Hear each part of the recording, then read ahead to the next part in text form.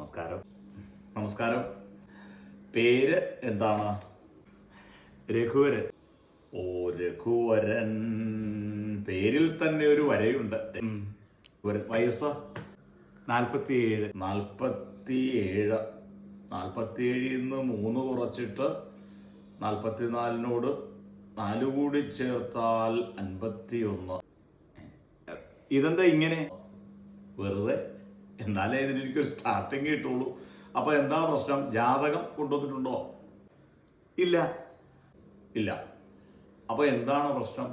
തൊഴിൽ തടസ്സം, സന്താനം മൂലമുള്ള പ്രശ്നങ്ങൾ, മക്കളുമായിട്ടൊരു കുഴപ്പമില്ല, ഭാര്യയുമായിട്ടുള്ള കലഹം, ഭാര്യയുടെ നല്ല ചേർച്ചയില്ല, വേറെന്താ? മാനസിക വ്യഥ. എന്താ നോക്കേണ്ടത്? അതെ, ജോത്സ്യരെ പറയുന്നുണ്ടെന്നും തോന്നരുത്.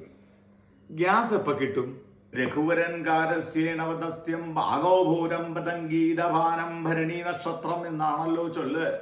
അപ്പോ അങ്ങനെ നോക്കുമ്പോ ഗ്യാസ് എപ്പോൾ കിട്ടും?